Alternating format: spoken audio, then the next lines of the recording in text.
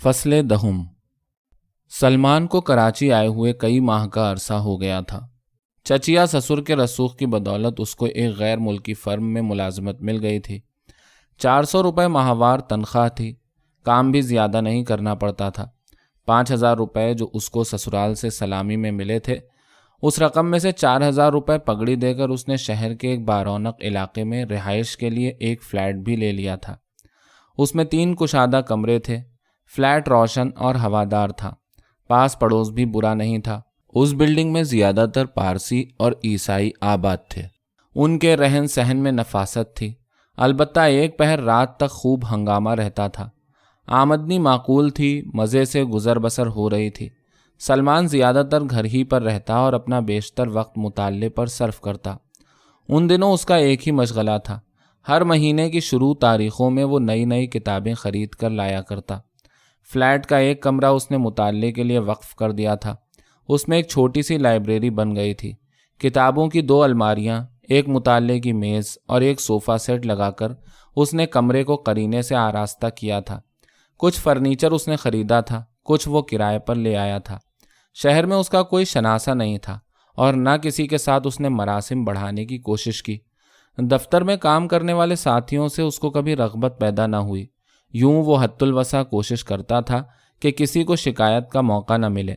کراچی آ کر اس نے زندگی میں بڑی باقاعدگی پیدا کر لی تھی۔ چند موٹے موٹے اصول وضع کر لیے تھے۔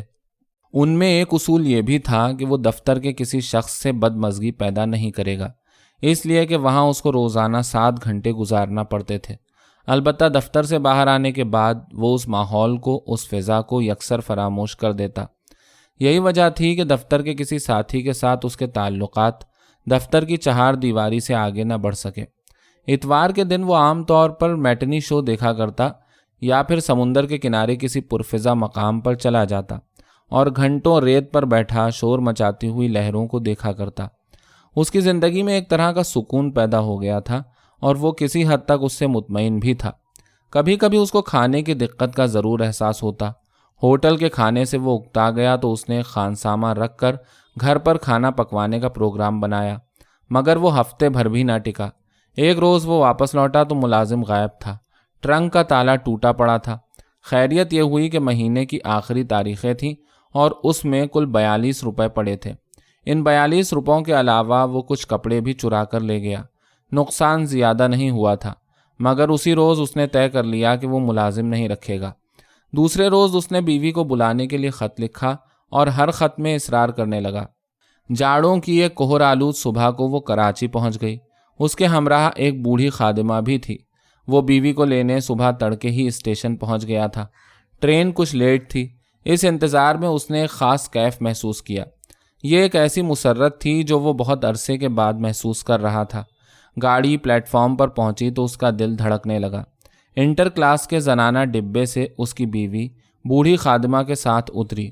وہ سیاہ برقع پہنے ہوئے تھی اور بہت شرمائی ہوئی نظر آ رہی تھی۔ گھر آ کر بھی اس کا یہی انداز رہا۔ بات کرتی تو اس کی نگاہ نیچے جھکی رہتی اور چہرے پر کچھ عجیب سی پریشانی نظر آتی۔ اس روز اس نے دفتر سے چھٹی نہیں لی تھی، لہٰذا وہ فلیٹ میں زیادہ دیر نہ ٹھہر سکا اور دفتر روانہ ہو گیا۔ سہ پہر ہونے تک اس کا دل کام سے اچاٹ ہو گیا تھا۔ اس دن وہ جلد ہی گھر پہنچ جانا چاہتا تھا۔ دفتر سے وہ نکلا تو بہت خوش تھا۔ دفتر کے ایک ساتھی سے اس نے 25 روپے ادھار لے لیے تھے۔ دفتر سے نکل کر وہ گھر جانے کے بجائے سیدھا بازار گیا۔ وہاں سے اس نے حلوہ سوہن خریدا، تازہ پھل لیے اور گل فروش کی دکان سے پھولوں کا ایک گلدستہ بھی خرید لیا۔ گھر پہنچا تو بیوی چائے کے لیے اس کا انتظار کر رہی تھی۔ اس نے شاید کچھ ہی دیر پہلے غسل کیا تھا۔ اس کا سندلی چہرہ پھولوں کی طرح شگفتہ نظر آ رہا تھا۔ ہلکے آسمانی لباس میں وہ بڑی دلکش معلوم ہو رہی تھی۔ سلمان کو یہ دیکھ کر خوشی ہوئی کہ اس کی بیوی حسین ہے۔ چائے پیتے وقت وہ خامخواہ کی باتیں کر کے اس کو چھیڑتا رہا تاکہ اس کا حجاب کسی قدر کم ہو جائے۔ وہ اس وقت ایک کھلندڑے نوجوان کی طرح غیر سنجیدہ نظر آ رہا تھا۔ بات بات پر زوردار قہقہے لگاتا اور پھر اپنی اوٹ پٹانگ باتیں شروع کر دیتا۔ اس کی یہ شام بڑی خوشگوار گزری۔ سلمان کو جلدی اس بات کا اندازہ ہو گیا کہ اس کی بیوی بڑی محنتی لڑکی تھی۔ وہ سورج نکلنے سے پہلے ہی بیدار ہو جاتی، اس کے جوتوں پر پالش کرتی، کپڑوں پر استری کرتی، شیو کرنے کا سامان میز پر لگا دیتی۔ جتنی دیر تک وہ غسل کرتا اس عرصے میں وہ ناشتہ تیار کر کے میز پر لگا دیتی۔ گو کہ گھر میں خادمہ موجود تھی مگر اس کا سارا کام وہ خود ہی کرتی تھی اور اس میں اس کو بڑی مسرت محسوس ہوتی تھی۔ سلمان نے اکثر غور کیا کہ اگر اس نے کسی کام کے لیے خادمہ سے کہا تو اس کی بیوی خود ہی وہ کام کر دیتی تھی۔ شام کو وہ واپس آتا تو چائے تیار ہوتی، وہ تھکا ہوا سا کرسی پر بیٹھ جاتا تو وہ اس کے قدموں پر جھک کر جوتے کا فیتہ کھولنے لگتی۔ اس بات پر سلمان نے بیوی کو منع بھی کیا مگر وہ باز نہ آئی۔ اس کے کپڑے وہ خود ہی ہینگر پر ٹانگتی تھی، اس کی ایک ایک چیز قرینے سے لگی ہوتی، حالانکہ وہ بیوی کے آنے کے بعد سے خاصا لاپرواہ ہو گیا۔ دفتر جاتا تو سارے کمرے کو کباڑ خانہ بنا کر ڈال دیتا مگر شام کو ہر چیز اپنی جگہ پر آراستہ ہوتی۔ یہ بڑے پرکیف دن تھے۔ اس کی صحت بہت اچھی ہو گئی، چہرے پر تازگی آ گئی تھی اور وہ اچھا خاصا سجیلا جوان لگنے لگا تھا۔ لیکن ان دنوں وہ جس قدر باتونی ہو گیا تھا، بیوی اسی قدر خاموشی سے مانوس تھی۔ وہ بہت کم بات چیت کرتی تھی، کوئی بات اچھی لگتی تو صرف آہستہ سے مسکرا دیتی۔ اس کے سفید سفید دانت جھلکنے لگتے اور سرخ سرخ لب کپ کپا کے رہ جاتے۔ سلمان کو اس کی مسکراہٹ بہت پسند تھی۔ کم گو ہونے کے باوجود وہ بڑی ملنسار لڑکی تھی۔ اس نے کچھ ہی دنوں میں پاس پڑوس میں خاصا میل جول پیدا کر لیا تھا۔ بلڈنگ کے عیسائی اور پارسی خاندانوں کی جوان عورتیں زیادہ تر دفتروں میں ٹائپسٹ یا اسٹینوگرافر تھیں۔ وہ تنگ اسکرٹ پہنتیں، مردوں کی طرح سر پر چھوٹے چھوٹے ترشے ہوئے بال رکھتیں اور اپنی تنخواہ کا 100% حصہ میک اپ پر خرچ کرتی تھیں۔ پڑوس کے فلیٹوں میں رہنے والی یہ لڑکیاں اب اکثر اس کے گھر میں نظر آتیں۔ وہ اٹھلا اٹھلا کر باتیں کرتیں، ان کی مسکراہٹ مصنوعی تھی، ان کی نظروں کا انداز مصنوعی تھا، جسم کی ہر حرکت مصنوعی تھی۔ وہ بنی سنوری کٹ پتلیوں کی طرح نظر آتیں۔ ان کی باتیں عام طور پر لباسوں کے جدید ترین ڈیزائنوں، نئی فلموں، ڈانس پارٹیوں، پکنک اور شہر کے بڑے بڑے ہوٹلوں کے متعلق ہوتی تھیں۔ کبھی کبھی وہ شہزادی مارگریٹ کے کسی نئے اسکینڈل یا شاہ فاروق اور پرنس علی خاں کے نئے معاشقوں کے بارے میں بات کر لیتیں۔ ان کے تذکرے میں وہ ایک خاص لذت محسوس کرتی تھیں۔ سلمان نے غور کیا کہ ان لڑکیوں کے ساتھ بڑھتے ہوئے میل جول نے اس کی بیوی میں بھی بعض تبدیلیاں پیدا کرنا شروع کر دی ہیں۔ وہ باتوں کے دوران میں خواہ انگریزی کے بھونڈے لفظ استعمال کرنے لگی تھی۔ اس نے بالوں کا انداز بدل دیا تھا اور چہرے پر ضرورت سے زیادہ میک اپ کرنے لگی تھی۔ اب اس کی یہ بھی خواہش ہوتی کہ وہ اس کے حسن کی تعریف کرے۔ پہلے وہ فلم دیکھنے سے پرہیز کرتی تھی مگر اب وہ دبے دبے الفاظ میں فلم دیکھنے کا اشتیاق بھی ظاہر کرتی۔ ایک اتوار کو پکنک کا پروگرام بنا جس کو پڑوس کی لڑکیوں نے بنایا تھا۔ انہی لوگوں نے ایک اسٹیشن ویگن کا بندوبست کیا تھا اور سب لد لدا کر ہاکس بے پہنچ گئے۔ اس روز سلمان کی بیوی کا برقع بھی اتر گیا۔ پارٹی میں خاصی تفریح رہی۔ انہوں نے سمندر میں غسل کیا، ریت پر لیٹ کر سورج کی شعاؤں سے جسم کو سینکا، بہت سی علم غلم چیزیں کھائیں، زور زور قہقہے لگائے اور جب سورج بحیرہ عرب میں ڈوبنے لگا اور لہروں کا رنگ ارغوانی ہو گیا تو وہ تھکے ہارے واپس لوٹ آئے۔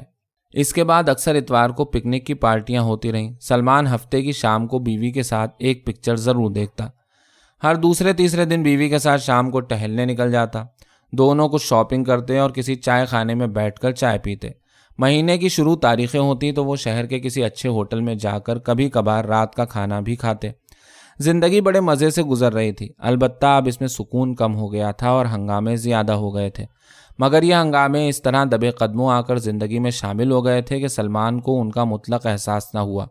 وہ ان سے رفتہ رفتہ مانوس ہوتا جا رہا تھا، لیکن جس قدر یہ ہنگامے بڑھ رہے تھے اس کا مطالعے کا شوق کم ہوتا جا رہا تھا۔ پہلے وہ روزانہ 40-50 اور کبھی کبھی تو 100-125 صفحات تک پڑھ ڈالتا تھا۔ ان دنوں وہ رات کو دیر تک میز پر جھکا ہوا پڑھتا رہتا تھا۔ اس کے چہرے پر ٹیبل لیمپ کے شیڈ کا ہلکا سبز عکس لہراتا رہتا۔ بیوی بار بار کروٹ بدلتی، خواہ بات کر کے اس کو چھیڑتی مگر وہ مطالعے میں محو رہتا۔ اب یہ محویت کم ہونے لگی تھی۔ بیوی میں شاپنگ کی عادت بڑھتی جا رہی تھی۔ جوتوں اور سینڈلوں کی اس نے درجنوں جوڑیاں خرید ڈالی تھیں۔ ہر فلم دیکھنے کے بعد وہ نیا لباس تیار کرانے کا پروگرام بناتی۔ میک اپ کا خرچ بھی بڑھ گیا تھا۔ وہ نت نئے لوشن خرید کر لاتی، کوئی غسل کرنے کے لیے مخصوص ہوتا، کوئی صرف ہتھیلیوں کی جلد نرم کرنے کے لیے اور کسی سے چہرے کا رنگ نکھارا جاتا۔ جب بھی وہ دونوں بازار جاتے، کوئی شاپنگ نہ بھی ہوتی تو انگریزی کے فیشن میگزین ضرور خرید لیے جاتے، جن کو پڑھ پڑھ کر وہ روزانہ نئے انداز سے بال سنوارتی، ایسے لباس سیتی جن سے سینے کی جلد زیادہ سے زیادہ اریاں نظر آتی اور ان کی فٹنگ اس طرح ہوتی کہ جسم کا ایک ایک خم نظر آتا۔ اب وہ کام کرنے سے بھی جی چرانے لگی تھی اور ہر وقت خادمہ کو احکامات دیتی رہتی۔ کام کرنے سے ہاتھوں کی جلد کھردری پڑ جانے کا اندیشہ تھا اور زیادہ محنت سے رنگت سنولا جانے کا خطرہ تھا۔ البتہ اب وہ یہ فن ضرور جان گئی تھی کہ اپنی دلکشی کی زائد سے زائد کس طرح نمائش کی جائے۔ وہ خوبصورت لڑکی تھی، سج سجا کر شام کو چائے کی میز پر بیٹھتی تو کمرے کی ایک ایک بے جان چیز تک میں حرارت محسوس ہوتی۔ سلمان دفتر سے تھکا ہارا آتا، اس کے دل آویز چہرے کو اور پھڑکتے ہوئے جسم کو دیکھتا تو ساری تھکن بھول جاتا اور اس کی قربت میں کشش محسوس کرتا۔ آمدنی نپی تلی تھی اور اخراجات بڑھتے جا رہے تھے۔ کتابوں کی خریداری کم ہوتے ہوتے صفر رہ گئی، مطالعہ بھی بند ہو گیا، تنخواہ ملنے سے پہلے ہی ختم ہو جاتی، بلکہ اکثر بلوں کی ادائیگی پھر بھی رہ جاتی جن کو آئندہ ماہ پر ٹالنا پڑتا۔ سلمان اب سگریٹ گن گن کر پینے لگا تھا اور اپنی ضرورت کا سامان خریدنے سے حد الوسع پرہیز کرتا۔ اب وہ اکثر بغیر استری کیا ہوا سوٹ پہن کر آفس چلا جاتا۔ دفتر میں ہر شخص سے اس کا لین دین ہونے لگا تھا اور کبھی کبھی اس کی ادائیگی میں تاخیر ہو جاتی تو بدمزگی پیدا ہو جاتی۔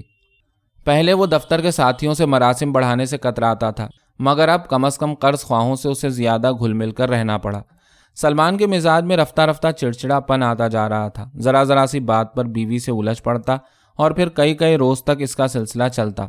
نتیجہ اس کا یہ ہوتا کہ وہ دفتر سے گھر آنے کے بجائے کسی چائے خانے میں جا کر بیٹھ جاتا، پکچر چلا جاتا اور رات گئے واپس لوٹتا۔ اس میں ایک عجیب سا لاؤبالی پن پیدا ہو گیا تھا۔ یہ انہی دنوں کا ذکر ہے، جاڑے جا چکے اور گرمیوں کا موسم آ گیا تھا۔ ایک روز دفتر کے کچھ دوستوں کے ساتھ مل کر شب ماہ منانے کا پروگرام تھا۔ وہ ایک ہوٹل کے کھلے ہوئے لان میں رات بھر شراب پیتا رہا اور پورے چاند کی چاندنی سے لطف اندوز ہوتا رہا۔ پارٹی میں دفتر کی کچھ ٹائپسٹ اور اسی قبیل کی لڑکیاں بھی تھیں جن کو نشے میں دھت ہو کر اس نے بہت ستایا۔ ایک لڑکی کا اس نے اسکرٹ پھاڑ ڈالا اور وہ نیم برہنہ ہو گئی۔ کئی کہ اس نے گال نوچ لیا اور وہ بلیوں کی طرح غرا کر اس پر چلانے لگی۔ ایک موٹے تگڑے نوجوان کے چہرے پر اس نے شراب کا پورا گلاس انڈیلا اور اس سے کشتم کشتہ ہوتے ہوتے رہ گئی۔ یہ بڑی سہانی رات تھی، پورا چاند نکلا ہوا تھا، ہر طرف اجلی اجلی چاندنی بکھری تھی، آرکیسٹرا پر تیز گت بج رہی تھی، پینے کے لیے اچھی شرابیں تھیں اور آس پاس خوبصورت لڑکیاں تھیں جو ہلکے ہلکے سرور سے لڑکھڑا رہی تھیں، گھنٹیوں کی طرح بجتے ہوئے تیز تیز قہقہے لگا رہی تھیں اور ہر بے تکلفی کو کبھی پیار سے ڈانٹ کر اور کبھی صرف مسکرا کر ٹال دیتی۔ اس خوبصورت رات میں اس نے جی بھر کر ہنگامہ کیا اور خوب لطف اندوز ہوا۔ وہ واپس گھر پہنچا تو رات کے 3 بجے تھے۔ دروازہ اس کی بیوی نے کھولا، وہ ابھی تک جاگ رہی تھی۔ سلمان پہلی بار اس کے سامنے شراب پی کر گیا تھا۔ عالم یہ تھا کہ کہتا کچھ تھا، بات نکلتی کچھ اور تھی۔ جسم بے قابو ہو رہا تھا اور آنکھوں کے سامنے دھندلی دھندلی پرچھائیاں لہرا رہی تھیں۔ اس نے کپڑے بھی نہیں تبدیل کیے اور جھومتا جھامتا بستر پر جا کر اوندھے منہ گر پڑا اور اسی حالت میں پڑا رہا۔ تھوڑی دیر بعد اس کو اپنے رخسار پر نمی محسوس ہوئی۔ وہ نشے سے کچھ چونکا۔ ذرا دیر بعد چہرے پر ایک اور قطرہ گرا۔ سلمان نے گردن کو خم دے کر دیکھا، بیوی اس پر جھکی ہوئی بیٹھی تھی۔ کمرے کی ہلکی نیلگوں روشنی میں اس کا دلکش چہرہ کملایا ہوا نظر آ رہا تھا اور آنکھیں آنسوؤں سے بھیگی ہوئی تھیں۔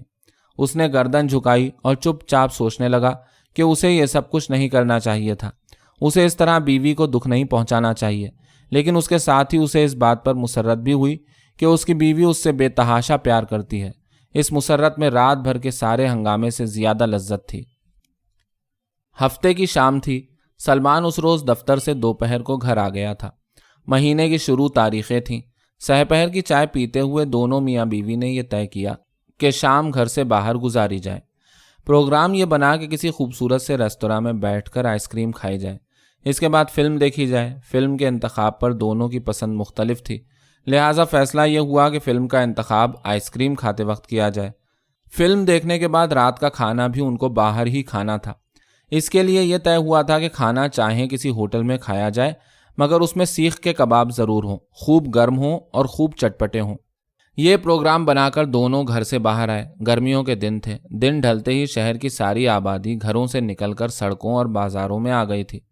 ہر طرف چہل پہل تھی، شور و غل تھا، دکانوں پر بھیڑ لگی تھی۔ وہ دونوں میاں بیوی تفریح کے موڈ میں تھے اور بڑی بے فکری کے ساتھ بازار سے گزر رہے تھے۔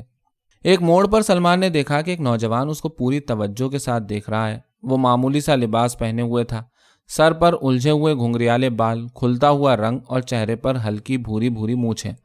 سلمان کو پہلے تو اس کے اس انداز پر غصہ آیا، پھر اسے اچانک محسوس ہوا کہ اس لڑکے کو اس نے کہیں دیکھا ضرور ہے۔ اس کو کچھ شبہ سا ہوا کہ یہ نوشا تو نہیں ہے۔ وہ واقعی نوشا تھا اور اس نے سلمان کو پہچان لیا تھا۔ وہ اس کو دیکھ کر رک گیا تھا۔ اس سے ملنے کے لیے 2-4 قدم آگے بھی بڑھا۔ پھر اسے یہ سوچ کر شرمندگی کا شدید احساس ہوا کہ وہ اپنے گھر سے بھاگ کر کراچی آیا ہے اور یہ بات سلمان کو ضرور معلوم ہوگی۔ وہ ملے گا تو اس بات کا ذکر ضرور کرے گا اور اس کے متعلق وہ کچھ سننا نہیں چاہتا تھا۔ کچھ یہی سوچ کر وہ تیزی سے مڑا اور راہگیروں کے ہجوم میں غائب ہو گیا۔ سلمان کو دیکھنے کے بعد نوشا کو اپنا گھر یاد آ گیا۔ اس نے سوچا نہ جانے اماں کس طرح ہوں گی، سلطانہ کیسی ہوگی، انو تو اب بڑا ہو گیا ہوگا، ٹھاٹھ سے اسکول جاتا ہوگا، شاید اماں نے اس کی طرح انو کو بھی اسکول سے اٹھا کر کہیں کام کاج پر لگا دیا ہو۔ اس کے اس طرح چلے آنے پر اماں ضرور روئی ہوں گی۔ اسے یاد آیا کہ ایک بار وہ گھر کے کھپریل پر چڑھتے ہوئے گر پڑا تھا، اس کا سر پھٹ گیا اور سارا منہ خون میں ڈوب گیا تھا۔ اماں پہلے تو اس کو دیکھ کر تھر تھر کانپتی رہیں اور پھر چیخیں مار مار کر زور سے رونے لگی تھیں۔ اماں اس کے لیے ضرور روئی ہوں گی، سلطانہ بھی روئی ہوگی، سب اسے یاد کرتے ہوں گے۔ وہ اس روز گھر سے بڑا حشاش بشاش نکلا تھا۔ ایک روز پہلے اس کو تنخواہ ملی تھی اور ابھی تک اس کی جیب میں کچھ کم 20 روپے پڑے تھے۔ کچھ دیر پہلے اس نے اپنے لیے 2 سوتی بشرٹ اور 1 بنیان خریدا تھا۔ ٹافیوں کا ایک چھوٹا سا ڈبہ اس نے یوں ہی موج میں آ کر لے لیا تھا۔ نادرا کے لیے اس نے پلاسٹک کے بنے ہوئے بیضاوی آویزے بھی خرید لیے تھے۔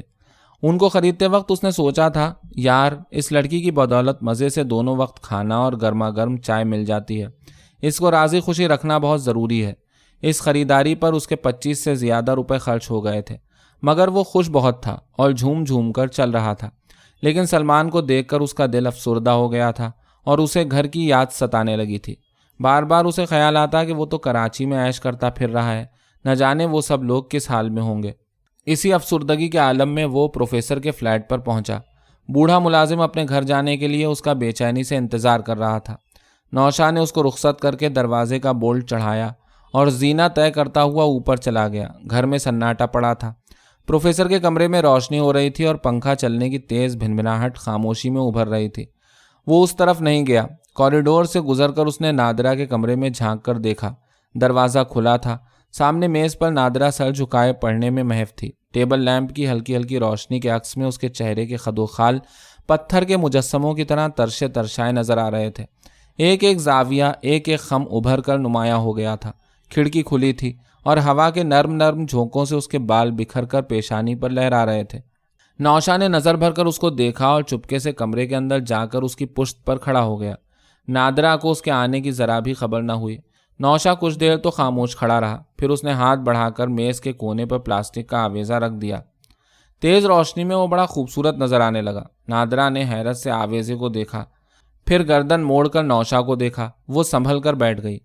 تم نے رات کا کھانا بھی نہیں کھایا؟ تم اتنی دیر تک کہاں غائب رہے؟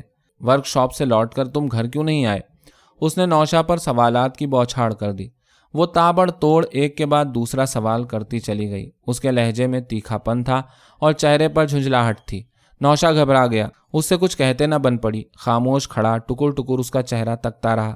وہ کہنے لگی، پاپا 15 مرتبہ تم کو پوچھ چکے ہیں، تمہیں اس قدر غیر ذمہ دار نہیں ہونا چاہیے۔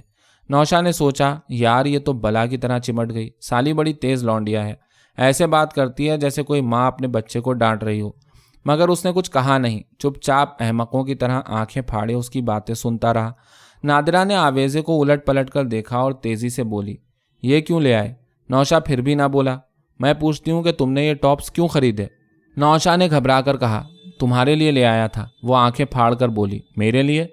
لمحہ بھر رک کر اس نے بڑے طنز کے ساتھ کہا، جناب عالی، میرے پاس 1 درجن سے زیادہ کانوں کے ٹاپس پڑے ہیں، اور ذرا آپ اپنی اس قمیص کو دیکھیے، موبل آئل کے داغوں نے ہر جگہ افریقہ کے جنگلات اگا دیے ہیں، اور یہ آپ کی اکلوتی قمیص ہے۔ نوشا نے فوراً کہا، 2 بشرٹیں بھی تو لایا ہوں۔ یہ کہہ کر اس نے ہاتھ میں دبا ہوا پیکٹ کھول کر اس کے سامنے ڈال دیا۔ نادرا نے بشرٹوں کو ایک نظر دیکھا اور آویزوں کی ڈبیا اٹھا کر اس کے سامنے کر کے بولی، آئندہ کوئی ایسی چیز خرید کر نہ لانا، اسے اپنے پاس رکھو، مجھے اس کی کوئی ضرورت نہیں۔ نوشا کو اس کا یہ انداز بڑا برا لگا۔ اس نے گھور کر اس کو دیکھا اور آویزوں کی ڈبیا اٹھا لی۔ جب وہ جانے لگا تو نادرا نے پوچھا، تم نے کھانا کھایا؟ نوشا بے رخی سے بولا، نہیں۔ تو پھر چلو کھانا کھا لو۔ وہ منہ پھلا کر بولا، میں کھانا نہیں کھاؤں گا۔ وہ اس وقت کسی ضدی بچے کی طرح روٹھا ہوا نظر آ رہا تھا۔ نادرا نے خاموشی سے اس کو دیکھا اور پھر کوئی بات نہیں کی۔ نوشا جھنجلایا ہوا سا کمرے سے باہر نکلا اور تھکے تھکے قدموں سے زینہ طے کر کے نیچے اپنے کمرے میں چلا گیا۔ بستر پر لیٹ کر وہ دیر تک بے چینی سے کروٹیں بدلتا رہا۔ نادرہ کے رویے سے اس کو تکلیف پہنچی تھی۔ وہ اس کے لیے خوشی خوشی آویزے خرید کر لایا تھا اور اس نے اس حقارت کے ساتھ ان کو واپس کیا کہ وہ تلملا کر رہ گیا۔ نوشا کو اس بات سے یہ بخوبی اندازہ ہو گیا کہ وہ اس کو ذلیل سمجھتی ہے۔ وہ فطرتاً بڑا حساس تھا۔ یہ بات کانٹے کی طرح اس کے ذہن میں کھٹکنے لگی۔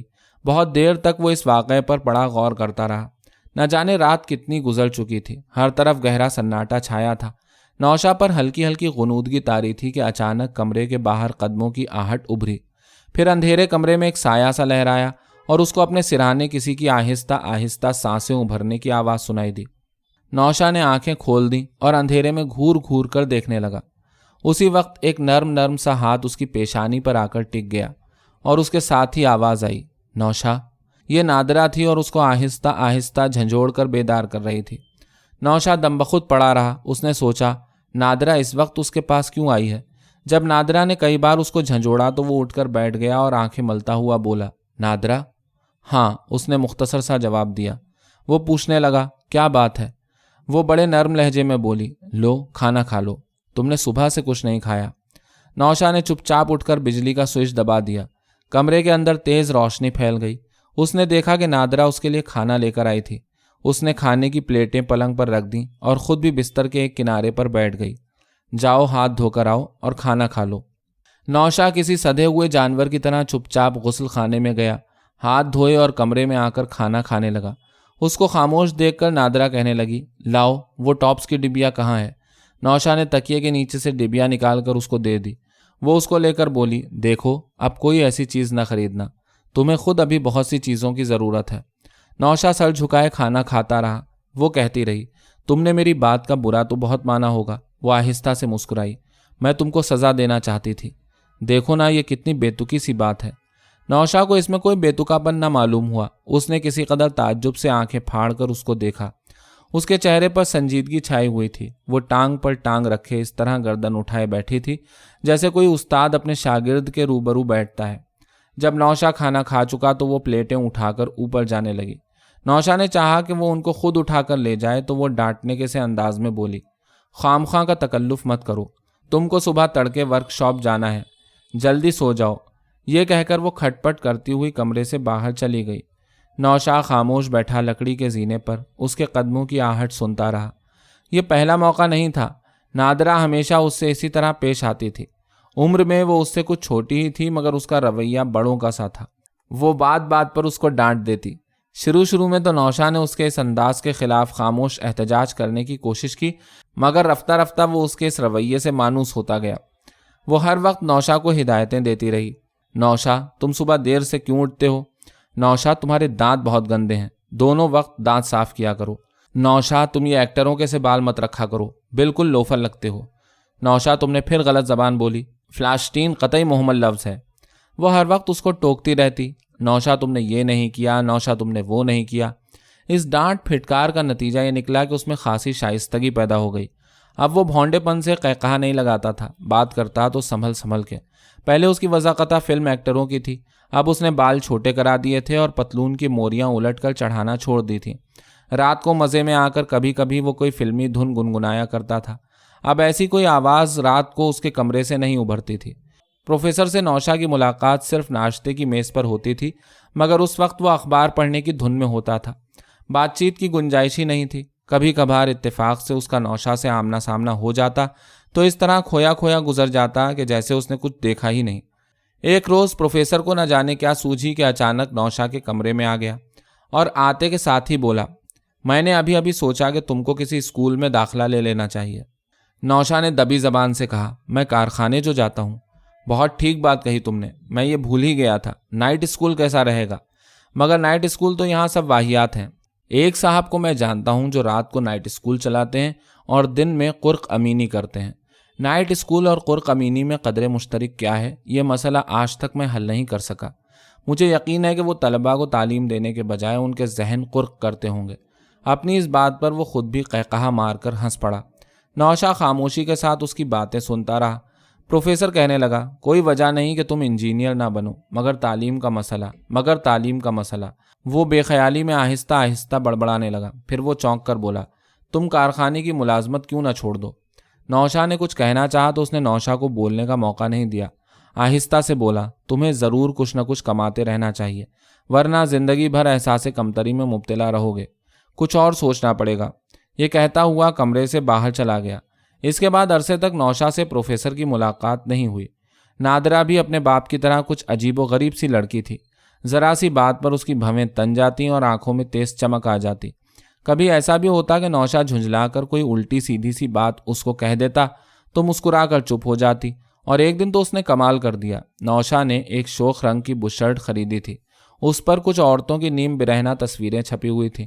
وہ اس کو پہن کر نادرہ کے سامنے سے گزرا تو وہ کہنے لگی, نوشا, تمہارا مذاق بڑا گھٹیا ہے. نوشا اس کی اس بات کا مطلب نہیں سمجھ سکا. کہنے لگا, کیوں, کیا ہوا؟ وہ بولی, اس بشرٹ کو پہن کر تم ٹام بوائے سے زیادہ لائف بوائے صابن کا ٹریڈ مارک معلوم ہوتے ہو. نوشا کو تاؤ تو بہت آیا مگر وہ کچھ بولا نہیں, مگر وہ اس کا مذاق اڑاتی رہی. اس لباس میں تم بالکل لوفر معلوم ہوتے ہو, اور وہ بھی تیسرے درجے کے.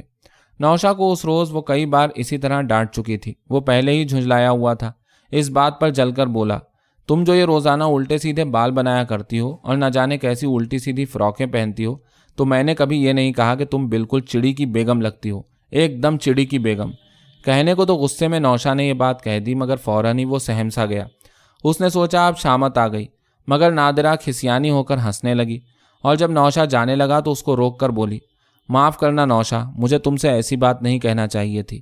میں اپنی غلطی کی تم سے معافی چاہتی ہوں. نوشا ہکا بکا ہو کر اس کا منہ تکنے لگا اور وہ بار بار معذرت کرتی رہی.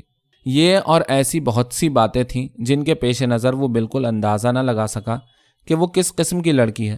البتہ اس کی بوڑھی ماں بڑی سیدھی سادی گھریلو سی عورت تھی. اس کو گٹھیا کا عارضہ تھا اور کبھی کبھی درد گردہ کا بھی دورہ پڑ جاتا. وہ ہر وقت بستر پر پڑی رہتی. جب نوشا پہلے اس گھر میں آیا تو اس نے بڑی ناک بھون چڑھائی. اس سے سیدھے منہ بات تک نہیں کی. ممکن ہے اس کے خلاف اس نے شوہر سے شکایت بھی کی ہو, مگر وہ جلد ہی نوشا سے مانوس ہو گئی. اس کی وجہ یہ تھی کہ نوشا اس کی بڑی مستعدی سے خدمت کرتا تھا. وہ گھنٹوں بیٹھا اس کی پنڈلیوں پر مالش کیا کرتا, اس کا سر دباتا, ڈھونڈ ڈھونڈ کر اس کے لیے دوائیں اور انجیکشن لاتا. نوشا اکثر رات کا کھانا کھانے کے بعد اس کے کمرے میں پہنچ جاتا. سرہانے اسٹول پر بیٹھا اس کا سر دبایا کرتا اور گھنٹوں اس سے باتیں کیا کرتا. اس کی باتیں سیدھی سادی عام گھریلو قسم کی ہوتی تھیں. ان میں کچھ ماضی کی یادیں ہوتی, عزیزوں اور رشتہ داروں کا تذکرہ ہوتا, کسی کی غیبت اور کسی کی تعریف ہوتی, اور شوہر کے خلاف شکوہ و شکایتیں ہوتی. پروفیسر سے اس کو بہت سی شکایتیں تھیں. یہ بڑی معمولی سی باتیں تھیں جن کو نہ کبھی پروفیسر سنتا تھا اور نہ نادرہ ان پر توجہ دیتی تھی.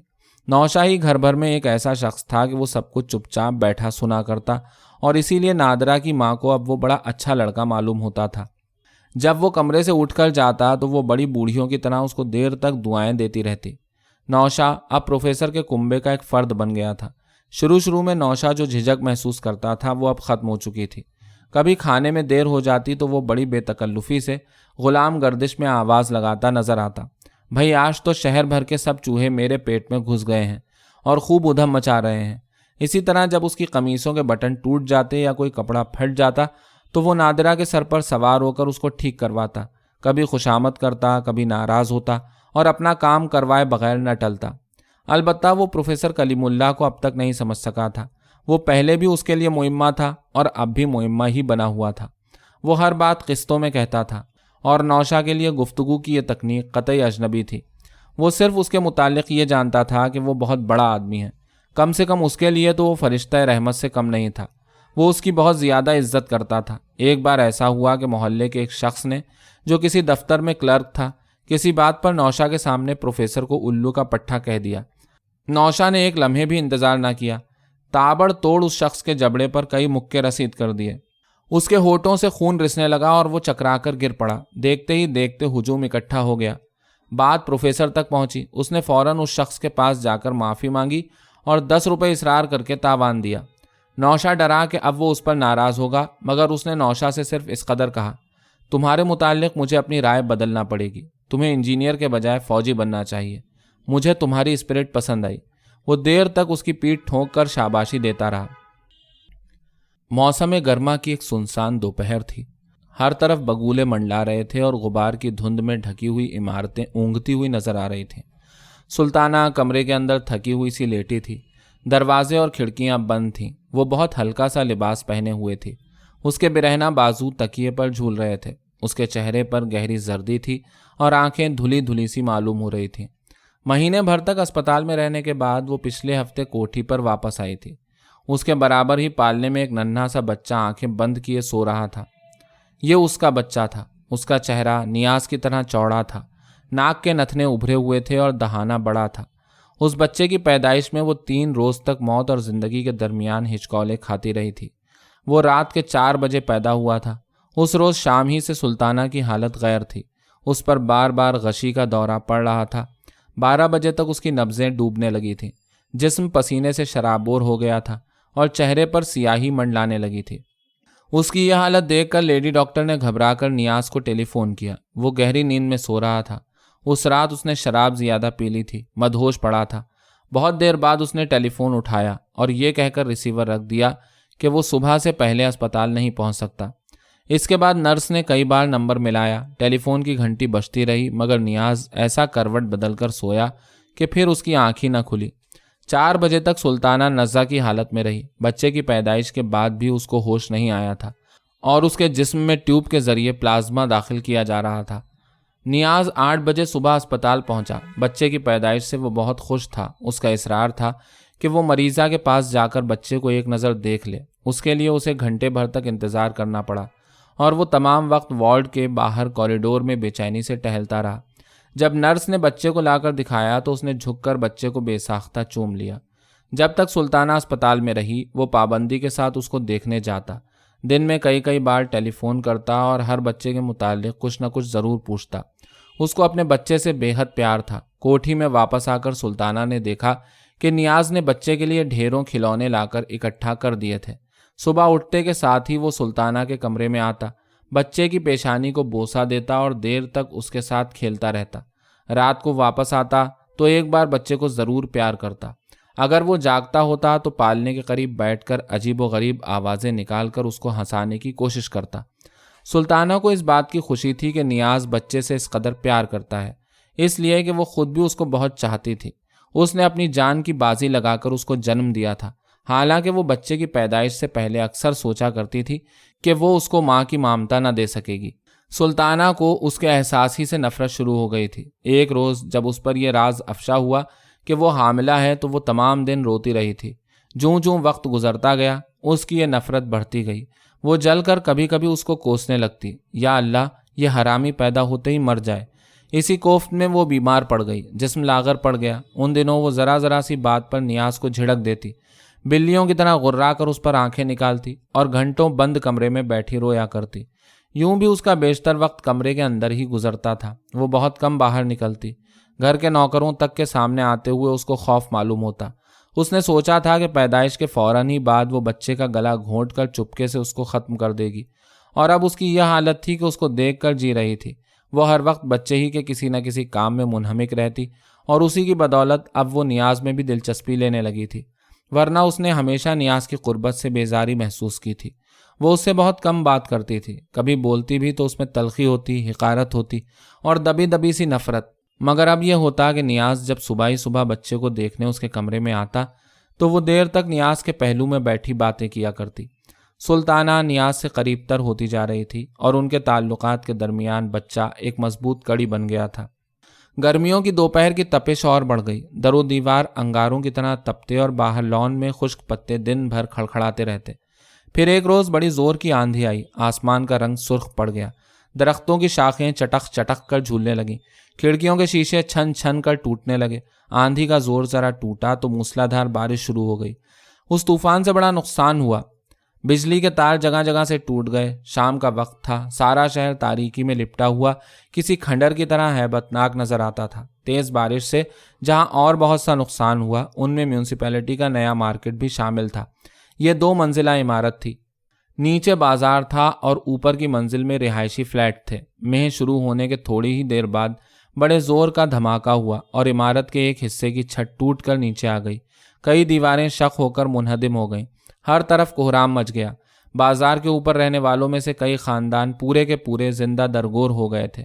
بڑا برا وقت تھا، گہرا اندھیرا پھیلا ہوا تھا اور بارش موسلادھار ہو رہی تھی۔ فائر بریگیڈ والے رات بھر ملبے کے نیچے سے زخمیوں کو نکالتے رہے۔ 18 افراد اسی وقت ہلاک ہو گئے تھے، جن میں 9 بچوں اور 6 عورتوں کی لاشیں شامل تھیں۔ 55 زخمیوں کو نکال کر اسپتال پہنچایا گیا، ان میں بعض کی حالت بہت نازک تھی۔ دوسرے دن اخبارات نے سیاہ حاشیوں کے ساتھ اس خبر کو شائع کیا۔ اداریوں میں اس المناک سانحے کی تحقیقات کا مطالبہ کیا گیا اور میونسپلٹی کے ذمہ دار اراکین کے خلاف سخت اعتراضات کیے گئے۔ میونسپل بورڈ میں ایک گروپ خان بہادر کے مخالفین کا بھی تھا۔ انہوں نے اس حادثے کی آڑ لے کر ایسے بیانات جاری کیے جن میں خان بہادر پر بحیثیت چیئرمین کے بہت سنگین الزامات عائد کیے گئے تھے۔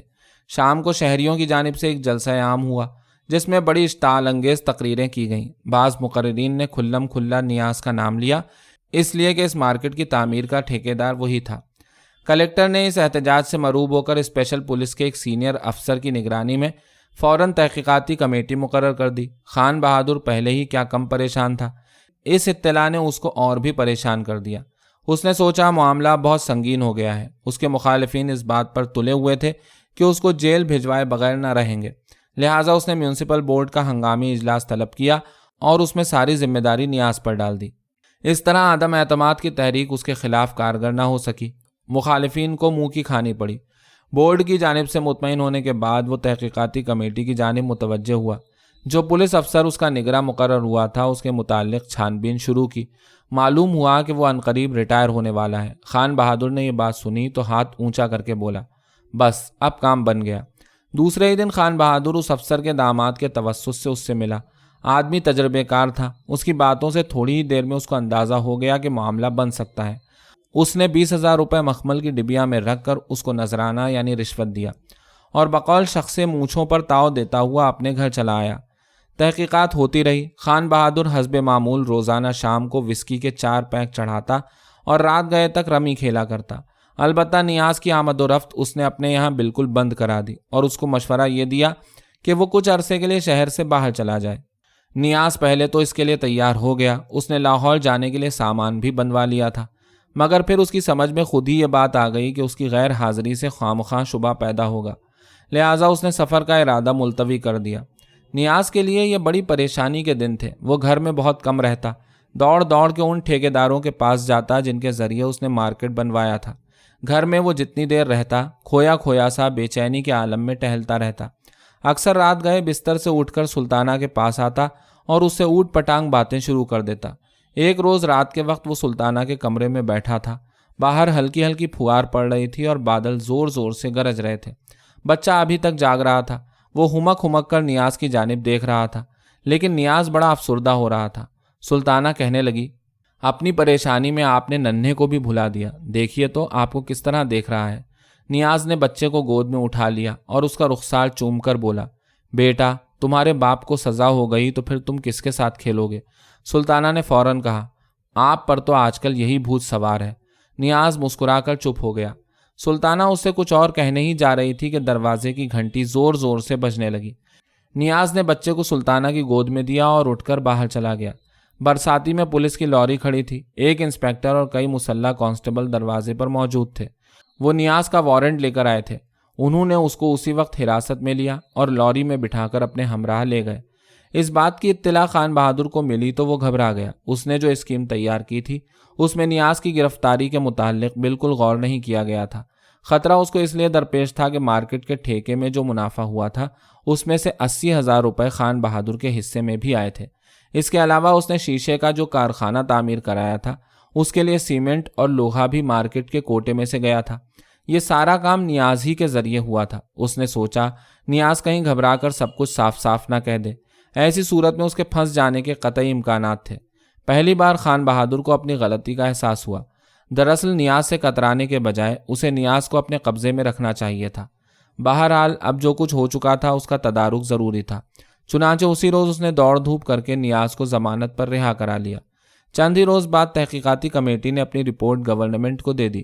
رپورٹ میں بتایا گیا تھا کہ مارکیٹ کی تعمیر میں جو سامان استعمال کیا گیا ہے وہ بہت گھٹیا قسم کا ہے۔ دیواروں کی چنائی میں سیمنٹ کا جز بہت کم ہے۔ اس کمی کو ریت اور زرد مٹی سے پورا کیا گیا ہے۔ چھتوں میں کانکریٹ برائے نام ڈالی گئی اور پوری عمارت کی بنیادیں بہت کمزور اور کم گہری رکھی گئی تھیں۔ یہ سارے الزامات نیاز کے خلاف تھے۔ تحقیقاتی کمیٹی نے حکومت سے پرزور سفارش کی تھی کہ ٹھیکیدار کو سخت سزا دی جائے۔ اس کی بدعنوانیوں کے باعث 18 شہریوں کی جانیں تلف ہوئی تھیں۔ 7 افراد اپنے جسموں کے اکثر اعضاء ضائع کر کے اپاہج ہو گئے اور لاکھوں روپے کا حکومت کو نقصان ہوا۔ رپورٹ میں جگہ جگہ نیاز کے خلاف ٹھیکیدار کی حیثیت سے سخت جملے تحریر کیے گئے تھے۔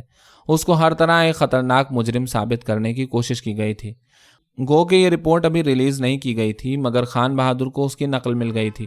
نقل کے ملتے ہی وہ بدحواس ہو گیا۔ اب نیاز اس کو بے حد خطرناک آدمی معلوم ہونے لگا تھا۔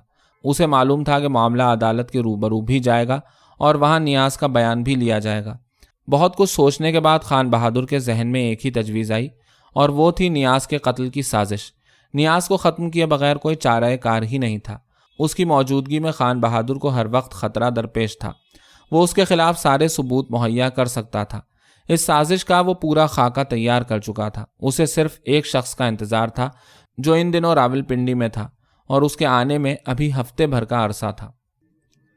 ہلکی ہلکی بوندا باندی ہو رہی تھی۔ آسمان پر گھٹا چھائی ہوئی تھی۔ کمرے کے اندر ہوا کے نرم نرم بھیگے ہوئے جھونکے آ رہے تھے، جن میں برسات کے پہلے چھینٹے کی مہک تھی۔ نادرا گردن جھکائے آہستہ آہستہ لکھ رہی تھی۔ اس کے برابر ہی نوشا بیٹھا تھا۔ اس کے سامنے ابتدائی کلاسوں کی کھلی ہوئی کتاب رکھی تھی۔ گزشتہ چند ہفتوں سے وہ باقاعدگی کے ساتھ نادرا کی نگرانی میں پڑھ رہا تھا۔ نادرا نے لکھتے لکھتے فاؤنٹین پین اٹھا کر ایک طرف رکھ دیا اور ایک تھکی ہوئی سی انگڑائی لی۔ ٹیبل لیمپ کی گہری نیلگوں روشنی میں اس کے جسم پر لہروں کا مد و جزر پھیلتا چلا گیا۔ نادرا ذرا دیر خاموش بیٹھی رہی، پھر دریچے پر اٹھ کر چلی گئی۔ نوشا مکتب کے کسی طالب علم کی طرح جھوم جھوم کر پڑھ رہا تھا۔ اس کے لب آہستہ آہستہ ہل رہے تھے اور نگاہیں کتاب پر جمی ہوئی تھیں۔ ذرا دیر بعد نادرا کی آواز آئی، نوشا یہاں آؤ۔ وہ چپ چاپ دریچے پر جا کر اس کے برابر کھڑا ہو گیا۔ نادرا نے کوئی بات نہیں کی۔ وہ خاموش کھڑی رہی۔ سامنے حد نظر تک روشنیوں کا جال پھیلا تھا۔ اونچی اونچی عمارتوں کے جھلکتے ہوئے دریچوں نے چراغاں کر دیا تھا۔ رم جھم مہ برس رہا تھا اور دور افق میں بار بار بجلی کڑک رہی تھی۔ ہوا کے ہلکے پھلکے جھونکوں سے نادرا کے بالوں کی ایک لٹ بکھر کر رخسار پر لہرا رہی تھی۔ چند منٹ بعد نادرا نے کہا، معلوم ہوتا ہے آج رات بھر بارش ہوگی۔ نوشا نے مختصر سا جواب دیا، ہاں۔ اچانک نادرا نے بڑا بےتکا سا سوال کیا، نوشا تم نے کسی لڑکی سے محبت کی ہے؟ نہیں۔ تم سخت بور معلوم ہوتے ہو۔ نوشا نے کوئی جواب نہیں دیا۔ پھر خاموشی چھا گئی۔ ننھی ننھی بوندوں کی جھالر روشنی کے پس منظر میں لہراتی رہی۔ ہوا میں ہلکی ہلکی خنکی تھی۔ نادرا کا جسم بار بار تھر تھرا کے رہ جاتا۔ وہ کچھ بے چین نظر آ رہی تھی۔ اس نے نوشا کی جانب دیکھے بغیر پوچھا، تم نے کسی لڑکی کے ہونٹوں کو چوما ہے؟ اس کی آواز میں کپکپاہٹ تھی۔ نوشا کو اس کی بات عجیب معلوم ہوئی۔ وہ شرما کر بولا، نہیں۔ اس دفعہ نادرا نے گھوم کر اس کی جانب دیکھا اور آہستہ سے بولی، سچ؟ بالکل سچ کہہ رہا ہوں۔ نادرا کی نظریں نوشا کی جانب اٹھی ہوئی تھیں۔ اس کی آنکھوں میں شہر کی تمام روشنیوں کا عکس جھلملا رہا تھا۔ اس نے الجھی ہوئی آواز سے کہا، نوشا، اور نوشا نے بے اختیار اس کے لبوں کو چوم لیا۔ یہ اس کی زندگی کا پہلا بوسہ تھا، گرم اور طویل۔ اس کی لذت بڑی ہولناک تھی۔ وہ سہم کر رہ گیا۔ اس کا دل خوف سے ریل کے انجن کی طرح دھڑک رہا تھا۔ عین اس وقت کمرے کے اندر کسی کے قدموں کی آہٹ سنائی دی۔ نوشا نے گردن پیچھے ہٹائی اور پلٹ کر دیکھا۔ سامنے پروفیسر کھڑا تھا۔ اینک کے موٹے موٹے شیشوں کے پیچھے اس کی گول گول آنکھیں چمک رہی تھیں۔ ہاتھ کمر کے پیچھے بندھے ہوئے تھے اور وہ گردن اونچی کیے باوقار انداز میں کھڑا تھا۔ نوشا اس کو دیکھ کر خوفزدہ ہو گیا۔ اس نے نظریں نیچی کر لیں۔ پروفیسر نے انگلی کے اشارے سے نوشا کو اپنے قریب بلایا اور کمرے سے باہر نکلتے ہوئے بولا، آؤ میرے ساتھ آؤ۔ نوشا اس کے پیچھے پیچھے چلنے لگا۔ دونوں نے زینے کی سیڑھیاں طے کی اور نیچے آ گئے۔ پروفیسر نوشا کے کمرے کا دروازہ تھام کر کھڑا ہو گیا۔ اب وہ آہستہ آہستہ بڑبڑا رہا تھا، قطعی ناقابل برداشت۔ ہرگز ہرگز نہیں، یہ انسانی ہمدردی کا بیجا استعمال ہے۔ ایک بارگی وہ زور سے چیخا، کیا سمجھے تم؟ نوشا سر جھکائے ملزموں کی طرح کھڑا رہا۔ پروفیسر کہنے لگا، مسٹر، تم اس کمرے کو فوراً خالی کر دو۔ میں 5 منٹ سے زیادہ تم کو وقت نہیں دے سکتا۔ یہ کہہ کر وہ دہلیز کے بیچوں بیچ ٹانگیں پھیلا کر کھڑا ہو گیا۔ نوشا ہکا بکا کھڑا اس کا منہ تک رہا تھا۔ اس کی سمجھ میں نہیں آیا کہ وہ کیا کرے۔ پروفیسر بڑی سنجیدگی سے بولا، مجھے افسوس کے ساتھ کہنا پڑتا ہے کہ تم ابھی تک جرائم پیشہ ہو۔ اپنی بربادی کا انتقام تم معاشرے سے لو۔ تم مجھ سے اس کا بدلہ نہیں لے سکتے، ہرگز نہیں۔ تم سزا یافتہ ہو، جیب کترے ہو، اٹھائی گیرے ہو۔ میں تم کو اس بات کا ہرگز حق نہیں دے سکتا کہ تم میری لڑکی کے ساتھ فلرٹ کرو۔ تم اور نادرا مل کر کبھی مکمل اکائی نہیں بن سکتے۔ وہ خط مستقیم ہے اور تم خط منحنی، دو غیر مساوی مقداریں۔ تم مسئلہ فی تناسب سمجھتے ہو؟ نوشا حبنق کی طرح خاموش کھڑا اس کی جانب دیکھ رہا تھا۔ پروفیسر زور سے چیخا، میرا منہ کیا تک رہے ہو؟ 3 منٹ ختم ہو چکے ہیں، 5ویں منٹ پر تمہارا ایک قدم اس گھر کے باہر ہونا چاہیے۔ اپنا سامان پیک کرو اور فوراً یہاں سے نکل جاؤ۔ نوشا نے گھبرا کر جلدی جلدی اپنا سامان ایک چادر میں باندھا اور گٹھری اٹھا کر بغل میں دبا لی۔ پروفیسر نے معائنہ کرنے والے انسپکٹر کی طرح نوشا کو اوپر سے نیچے تک دیکھا اور اونچی آواز سے بولا، بالکل ٹھیک، اب تم جا سکتے ہو۔ نوشا کمرے سے باہر نکلا۔ پروفیسر اس کے آگے آگے چل رہا تھا۔ اس نے خاموشی کے ساتھ گھر کا صدر دروازہ کھولا اور نوشا سہما ہوا سا باہر چلا گیا۔ پھر اس نے دروازے کا بولٹ چڑھانے کی آواز سنی۔ اندر گیلری میں قدموں کی آواز آہستہ آہستہ ابھری، پھر چوبی زینے پر ٹھپ ٹھپ کا شور بلند ہوا۔ پروفیسر اوپر جا رہا تھا۔ نوشا دروازے کے باہر کھڑا ایک ایک آواز، ایک ایک آہٹ کو سنتا رہا۔ ابھی تک بوندا باندی ہو رہی تھی اور آسمان پر گھٹا ٹوپ اندھیرا چھایا ہوا تھا۔ اسے رہ رہ کر پروفیسر پر غصہ آ رہا تھا۔ سالا بالکل الو کا پٹھا ہے، نہ جانے کیسی الٹی سیدھی باتیں کرتا ہے۔ لیکن اس گھر سے نکلنے کا اسے بہت افسوس تھا۔ کئی سال بعد اسے گھریلو ماحول ملا تھا جہاں وہ خوش تھا، مطمئن تھا۔ اس نے سوچا تھا کہ وہ اسکول میں پڑھنا شروع کر دے گا، بغل میں موٹی موٹی کتابیں دبا کر ٹھاٹھ سے پڑھنے جایا کرے گا، پھر وہ میٹرک کا امتحان پاس کرے گا۔ نادرا نے یہی کہا تھا، مگر اس سالی نے تو اپنا ڈبہ ہی گول کروا دیا۔ وہ اس پر جھنجلایا بھی اور وہ اس کو یاد بھی آئی، وہ چھریرے جسم کی نازک سی لڑکی جو اس کو بات بات پر ڈانٹتی تھی اور جس کے ناراض ہونے میں اس کو بڑا مزہ آتا تھا۔ اب تو وہ اس کو دیکھ بھی نہ سکے گا۔ یہ سوچتے سوچتے اس کا دل بوجھل ہو گیا۔ پھر بڑی بے چارگی کے عالم میں اس نے سوچا کہ وہ کراچی چھوڑ دے گا اور سیدھا اماں کے پاس جائے گا۔ سب سالہ کھٹراگ ہے، بس چلنا چاہیے۔ اسی وقت اس نے طے کیا کہ وہ سویرے کی ٹرین سے کراچی کو ہمیشہ ہمیشہ کے لیے چھوڑ دے گا۔ بارش رکنے کا نام نہیں لے رہی تھی اور رات سر پر لدی کھڑی تھی۔ نوشا نے اسٹیشن کے مسافر خانے میں رات بسر کرنے کا پروگرام بنایا۔ اچانک اس کو راجا یاد آ گیا۔ اس نے سوچا چلتے چلتے اس سے بھی مل لینا چاہیے، جانے اب اس سے کبھی ملاقات ہو بھی یا نہیں۔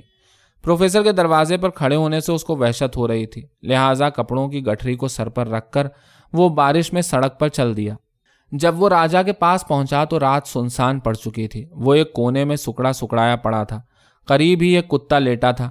ترپال سے بارش کا پانی ٹپ ٹپ گر رہا تھا۔ اندر کیچڑ تھی، سڑان تھی اور گہرا اندھیرا تھا۔ نوشا ٹھٹک کر باہر ہی رک گیا۔ اندھیرے میں اس کو کچھ بھی سجھائی نہیں دے رہا تھا۔ کتا غرا کر زور زور سے بھونکنے لگا۔ اس کے ساتھ ہی راجا کی آواز ابھری، کون ہے؟ نوشا نے بے تکلفی سے کہا، ارے یار میں ہوں نوشا، پر یہاں تو بڑا اندھیرا ہے۔ راجا بوجھل لہجے کے ساتھ بولا، ابے اپنی تو قسمت ہی میں اندھیرا ہے، اندر آ جا۔ نوشا گردن جھکا کر اندر داخل ہوا تو اس کے نتنوں پر تیز بو نے اچانک حملہ کر دیا۔ وہ چپ چاپ جا کر راجا کے قریب بیٹھ گیا۔ وہ پوچھنے لگا، اس وقت بارش میں تم کیسے نکل آئے؟ نوشا نے جواب دیا، میں صبح کی ٹرین سے گھر جا رہا ہوں۔ سچ؟ راجا کو یقین نہ آیا، اصرار کر کے پوچھنے لگا، یار ٹھیک ٹھیک بتا۔ ابے میں کوئی جھوٹ بول رہا ہوں، مگر تو کہتا تھا کہ میں نے پڑھائی شروع کر دی ہے، اسکول میں نام لکھوانے والا ہوں، میٹرک کا امتحان دوں گا، یہ کروں گا وہ کروں گا، وہ سارا پروگرام کیا ہو گیا؟ بات تو کچھ ایسی ہی تھی، پر یار اپنی سالی کچھ تقدیر ہی کھوٹی ہے۔ راجا کو اس بات سے جیسے خوشی ہوئی، موج میں آ کر گنگنانے لگا، کھوٹی چونی چاندی کی، جے بولو مہاتما گاندھی کی۔ نوشا بگڑ کر بولا، ابے بند کر اپنی یہ بھیرویں، میں بات کر رہا ہوں اور تجھے گلے بازی کی سوجی ہے، سالے تجھے کبھی عقل نہ آئی۔ راجا کھسیانہ ہو کر کہنے لگا، یار یوں ہی دل خوش کر لیتے ہیں، تو آ گیا تو ذرا بات چیت بھی کر لی، ورنہ شام سے اکیلا پڑا ہوں، بخار بھی معلوم ہو رہا ہے۔ راجا یہ کہہ کر زور زور سے کھانسنے لگا۔ نوشا نے اس کے ماتھے کو چھو کر دیکھا تو وہ بخار سے تپ رہا تھا۔ راجا کے سارے کپڑے بوچھاڑ سے بھیگ گئے تھے اور وہ دھوبی کی ناند میں پڑے ہوئے گیلے کپڑوں کی پوٹ معلوم ہو رہا تھا۔ نوشا کہنے لگا، ابے تو نے کچھ کھایا پیا بھی؟ راجا نے جواب دیا، نہیں، بھوک ہی نہیں لگی۔ اچھا لے ایک سگریٹ تو پی۔ یار نوشا کیا بات کہی تو نے، خدا قسم دل خوش کر دیا۔ دونوں نے سگریٹیں سلگائیں اور لمبے لمبے کش لگانے لگے۔ بارش کے قطرے ترپال پر ٹپ ٹپ گر رہے تھے۔ ہوا سرد تھی اور سرسراتی ہوئی چل رہی تھی۔ دونوں بہت دیر تک باتیں کرتے رہے۔ پھر نوشا نے دیوار سے پیٹھ لگا کر آنکھیں بند کر لیں۔ راجا پر بھی نیند کی غنودگی طاری ہو گئی۔ دونوں تھک کر سو گئے تھے۔ رات کے پچھلے پہر نوشا کی اچانک آنکھ کھل گئی۔ کتا مہ کی بوچھاڑ سے بھیگ کر کوں کوں کرتا ہوا اس کی ٹانگوں کے اندر گھس گیا تھا۔ وہ ہڑبڑا کر اٹھ بیٹھا اور کتے کو گالیاں دینے لگا۔ مار دیا سالے نے۔ راجا بھی اس کی آواز سن کر جاگ اٹھا، پوچھنے لگا، اماں کیا ہو گیا؟ نوشا جل کر بولا، ہو کیا گیا؟ یہ سالا تیرا کتا ہے، حرامی پن کر رہا ہے، تو نے بھی کیا کھٹراک رکھ چھوڑا ہے؟ راجا بڑے افسردہ لہجے میں بولا، ارے یار، آدمیوں کا ساتھ چھوٹ گیا تو اب جانوروں سے بھی دوستی نہ کروں؟ اس کے لہجے میں بلا کا کرب تھا۔ نوشا کانپ اٹھا۔ مہ برسنا اب بند ہو گیا تھا، آسمان شفاف نظر آ رہا تھا اور ہلکی ہلکی کافوری روشنی پھیلنے لگی تھی۔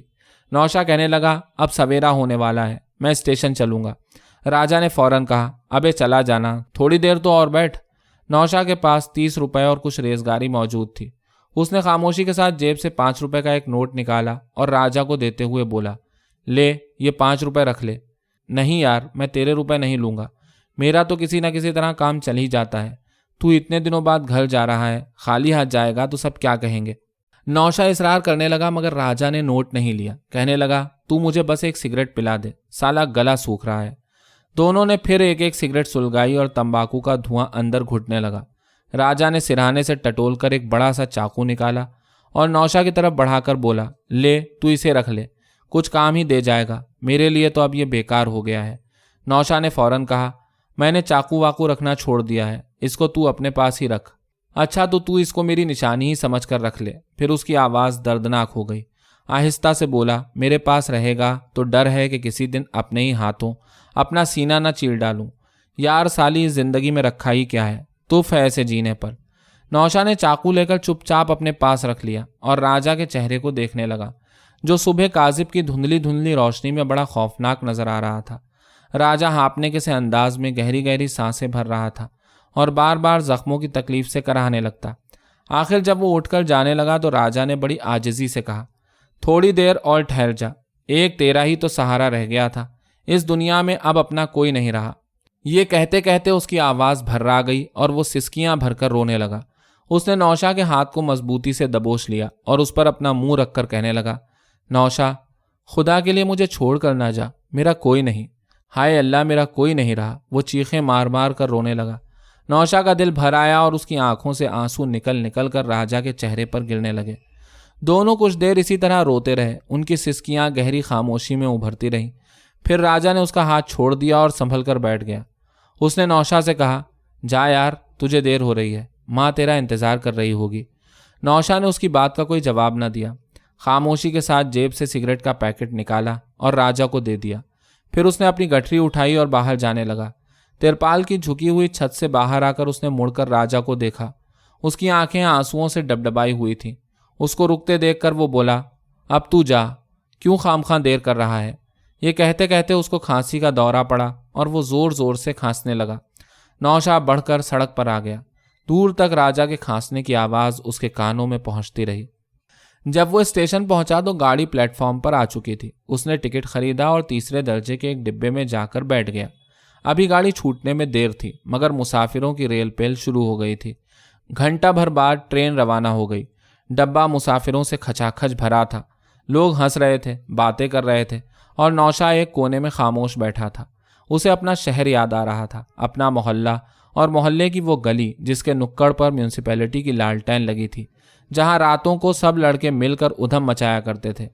محلے کی وہ نیچی نیچی دیواروں والے مکان جن میں اس کا بھی گھر تھا، اور پھر اماں، سلطانہ اور انو۔ نہ جانے سب لوگ اب کیسے ہوں گے، اس کو دیکھ کر کیا کہیں گے۔ ایک کے بعد دوسرا خیال، ایک یاد کے بعد دوسری یاد، خیالات کا ایک سلسلہ تھا جو پھیلتا جا رہا تھا۔ ٹرین آہنی پٹریوں پر تیزی سے بھاگ رہی تھی اور نوشا یادوں کی بھول بھلائیوں میں الجھا ہوا تھا۔ جس وقت وہ ٹرین سے اپنے شہر کے اسٹیشن پر اترا، رات 1 پہر گزر چکی تھی۔ اس نے خاموشی کے ساتھ پلیٹ فارم کو طے کیا اور اسٹیشن کی عمارت سے باہر آ گیا۔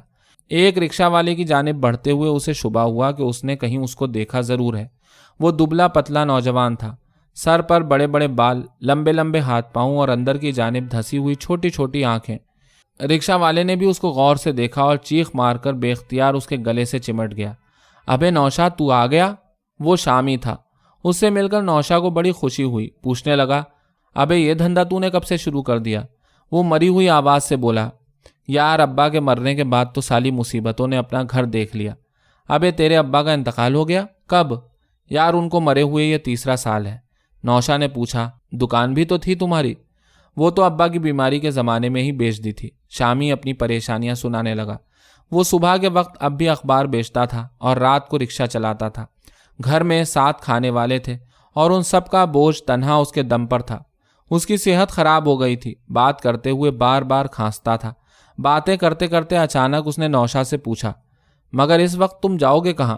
نوشا کو اس کے سوال پر کسی قدر حیرت ہوئی، کہنے لگا گھر جاؤں گا، اور کہاں؟ اس نے جلدی سے پوچھا، گھر؟ کون سا گھر؟ نوشا گھبرا گیا، ابے کیا اڑا رہا ہے؟ اپنے گھر جاؤں گا، وہی گلی والا گھر، اور میرا کون سا گھر ہے؟ شامی نے گردن نیچی کر لی اور آہستہ سے بولا، تو یار تجھ کو کچھ بھی پتہ نہیں؟ نوشا کا دل زور زور سے دھڑکنے لگا۔ اس نے ڈرتے ڈرتے صرف ایک لفظ کہا، کیا؟ شامی بولا، اس گھر میں تو حاجی رحیم بخش رہتے ہیں۔ نوشا نے گھبرا کر کہا، اور میری اماں؟ شامی نے جھجکتے ہوئے کہا، ان کا تو 2 سال ہوئے انتقال ہو گیا۔ نوشا کے سینے پر زبردست گھونسا لگا اور وہ شامی کے گلے سے لپٹ کر رونے لگا۔ دیر تک اس کی سسکیاں ابھرتی رہیں، پھر اس نے بھررائی ہوئی آواز سے پوچھا، میری بڑی بہن اور انو کہاں ہیں؟ شامی نے چاہا کہ وہ اس موضوع کو ٹال دے، کہنے لگا، تمہارے جانے کے بعد تو تمہارے گھر میں بڑی عجیب عجیب باتیں ہوئیں۔ اب تم میرے ساتھ گھر چل کر بیٹھو تو اطمینان سے سب کچھ بتاؤں گا، بڑی لمبی داستان ہے۔ نوشا نے ضد کر کے پوچھا، یار کچھ تو بتا دے، تو نے تو مجھے یہ خبر بتا کر بے موت مار دیا۔ ہائے اماں، تم کو دیکھنا بھی نصیب نہ ہوا۔ نوشا پھر منہ بسور کر رونے لگا۔ شامی نے کہا، اچھا اب تم رکشہ پر بیٹھ جاؤ، میں تم کو راستے میں بتا دوں گا۔ بادل گھرے ہوئے ہیں، مہ برسنے لگا تو گھر پہنچنا مشکل ہو جائے گا۔ نوشا رکشہ پر سوار ہو گیا۔ شامی نے پیڈل پر پیر مارا اور رکشہ آگے روانہ ہو گئی۔ تھوڑی دور جانے کے بعد نوشا نے اپنا سوال دہرایا، یار یہ تو بتا دے کہ سلطانہ اور انو کہاں ہیں؟ انو کی یار نہ پوچھ، اس سالے نے تو ناک کٹوا دی۔ کیوں؟ سالہ ہیجڑوں کے ساتھ رہتا ہے، روزانہ شام کو خوب پاؤڈر واڈر لگا کر ان کے ساتھ بازار میں گھومتا پھرتا ہے، پھٹافٹ تالیاں پٹخارتا ہے، عورتوں کی طرح اٹھلا اٹھلا کر کمر لچکاتا ہے۔ اس کو ذرا بھی تو غیرت نہیں آتی۔ یار برا نہ ماننا، میرا بھائی ہوتا تو سالے کے 4 ٹکڑے کر کے ڈال دیتا۔ اس نے ضلالت کی حد کر دی۔ یہ بات سن کر نوشا کا خون کھول اٹھا، پوچھنے لگا، وہ رہتا کہاں ہے؟ نہ جانے کہاں رہتا ہے، پر شام کو روز بازار میں ضرور نظر آتا ہے۔ نوشا نے ایک لمبی ہوں کی اور اس سے پوچھنے لگا، سلطانہ کا بھی کچھ پتا ہے کہ وہ آج کل کہاں ہے؟ شامی اس وقت سڑک کی ایک چڑھائی پر رکشہ لیے جا رہا تھا۔ اس کی سانس پھولی ہوئی تھی، اس لیے اس نے کوئی جواب نہ دیا۔ نوشا نے ذرا دیر بعد اپنی بات دہرائی تو وہ کہنے لگا، وہ تو نیاز کے ساتھ رہتی ہے۔ نیاز کے ساتھ؟ ہاں جی، وہی نیاز جس کی بازار میں کباڑ خانے کی دکان تھی۔ اب تو وہ بڑا آدمی بن گیا ہے، کوٹھی میں رہتا ہے، ایک دم صاحب بہادر بن گیا ہے، کوٹ پتلون پہنتا ہے اور موٹر سے کم بات نہیں کرتا۔ یار اس کے تو بڑے ٹھاٹ باٹ ہیں، تو اس کو دیکھے گا تو پہچان بھی نہیں سکے گا۔ مگر سلطانہ اس کے یہاں کیوں چلی گئی؟ ارے یار بات یہ ہے نا کہ تیری اماں نے نیاز سے نکاح پڑھوا لیا تھا۔ تو ناراض نہ ہو تو ایک بات بتاؤں، میں نے سنا ہے کہ سلطانہ کی اور اس کی کچھ لگسٹ ہو گئی ہے، اسی لیے نیاز نے تیری اماں کو مروا دیا۔ سارے محلے والے یہی کہتے ہیں۔ وہ رکشہ چلاتا جا رہا تھا اور رک رک کر بول رہا تھا، سالے نے بہت حرامی پن کیا ہے، ایک نمبر بدماش ہے۔ نوشا خاموش بیٹھا اس کی باتیں سنتا رہا۔ پھر اس نے شامی سے کہا، تجھے نیاز کا گھر معلوم ہے؟ ہاں معلوم تو ہے۔ تو پھر تو مجھے وہیں لے چل۔ یار اب اس وقت تو وہاں جا کر کیا کرے گا؟ وہ تو یہاں سے بہت دور جگہ ہے۔ نوشا نیاز کی کوٹھی پر چلنے کے لیے اصرار کرنے لگا تو شامی نے مجبوراً رکشہ اس طرف موڑ دی۔ اب نوشا بہت کم بول رہا تھا، کبھی کبھار ہوں ہاں کر دیتا۔ شامی رک رک کر محلے کے اور لوگوں کی باتیں سناتا رہا۔ جب وہ دونوں نیاز کی کوٹھی کے پھاٹک پر پہنچے تو رات کے 11 بجے تھے۔ نوشا نے رکشہ سے اتر کر شامی کو کرائے کا 1 روپیہ دینا چاہا تو اس نے نوشا کو ایک گندی سی گالی دی اور منہ بگاڑ کر بولا، یار تو کراچی سے چند ٹکے کما لایا تو مجھ پر روب جھاڑ رہا ہے؟ صبح گھر آنا، دونوں ساتھ کھانا کھائیں گے، اور دیکھ نیاز کے ہاں تیرا زیادہ ٹھہرنا ٹھیک نہیں۔ یہ کہہ کر وہ اچک کے رکشے پر سوار ہوا اور تیزی سے آگے بڑھ گیا۔ نوشا کوٹھی کے پھاٹک پر خاموش کھڑا تھا۔ ہر طرف گہرا سناٹا چھایا تھا۔ کوٹھی کے ایک دریچے سے ہلکی ہلکی روشنی پھوٹ رہی تھی، اس کے علاوہ ہر طرف تاریکی ہی تاریکی تھی۔ نوشا نے آہستہ سے پھاٹک کھولا اور لان کے اندر چلا گیا، مگر کوٹھی کی طرف جانے کے بجائے وہ درختوں کی طرف چلا گیا۔ وہاں گہرا اندھیرا تھا۔ وہ دبے قدموں سے چلنے لگا۔ خشک پتے بار بار اس کے جوتوں کے نیچے آ کر آہٹ پیدا کرتے اور وہ چونک پڑتا۔ اس نے کوٹھی کا ایک چکر لگا کر ہر طرف سے معائنہ کیا۔ پھر ایک جھاڑی کے نیچے اس نے کپڑوں کی گٹھری رکھی، اس میں سے چاقو نکال کر کھولا اور اس کو دانتوں میں دبا کر صحن کی چہار دیواری پر چڑھ گیا۔ کوٹھی گہری خاموشی میں کھنڈر کی طرح سنسان نظر آ رہی تھی۔ وہ آہستہ سے نیچے اترا اور سنبھل سنبھل کر قدم رکھتا ہوا اس کمرے پر پہنچا جہاں روشنی ہو رہی تھی۔ اس نے دالان کے ایک ستون کی آڑ لے کر کمرے کے اندر نظر ڈالی۔ نیاز اس کے سامنے بیٹھا تھا۔ وہ میز پر پھیلے ہوئے کاغذات پر جھکا ہوا غور سے دیکھ رہا تھا۔ نوشا آہستہ آہستہ چلتا ہوا کمرے کے دروازے پر پہنچا۔ نیاز کو ذرا بھی خبر نہ ہوئی۔ وہ خاموشی کے ساتھ کمرے کے اندر داخل ہو گیا۔ اس کا سایہ دیوار پر لہرایا۔ نیاز نے چونک کر اس کو دیکھا، مگر اسے پہلے کہ وہ کچھ کہے نوشا جھپٹ کر اس کے سر پر پہنچ گیا۔ کھلا ہوا چاقو اس کے ہاتھ میں تھا۔ اس نے پہلا ہی بھرپور وار کیا، 3 پسلیاں چیر ڈالی۔ نیاز زور سے چیخا، ہائے مار ڈالا، اور کرسی پر سے لڑک کر فرش پر گر پڑا۔ نوشا ایک ٹانگ کے بل جھک کر بیٹھ گیا اور پے بپے وار کرنا شروع کر دیا۔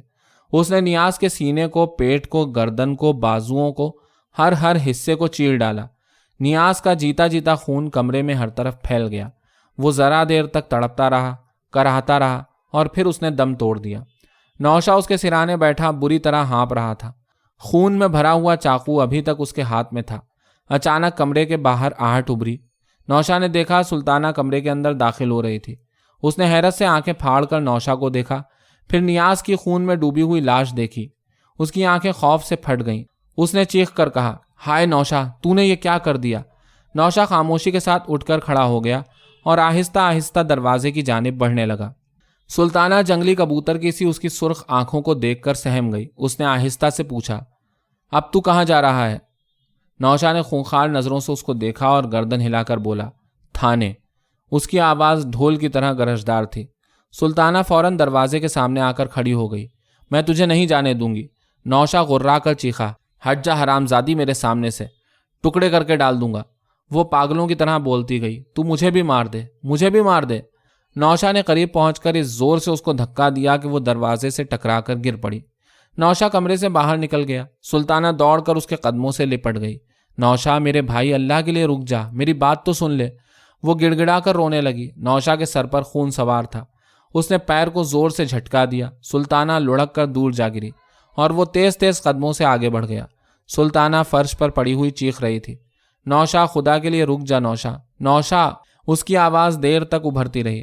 نوشا کوٹھی سے نکل کر باہر آ گیا۔ درختوں کے خشک پتوں پر اس کے قدموں کی آہٹ سنائی پڑ رہی تھی اور کوٹھی کے اندر بوڑھی خادمہ زور زور سے چیخ رہی تھی۔ نوشا نے پھاٹک کھولا اور باہر سڑک پر آ کر بوجھل قدموں سے چلنے لگا۔ اس کے ہاتھ میں خون سے لتھڑا ہوا چاقو تھا اور وہ پولیس اسٹیشن جا رہا تھا۔ ٹھپ ٹھپ ٹھپ، سنسان سڑک پر اس کے قدموں کی آواز آہستہ آہستہ ابھرتی رہی۔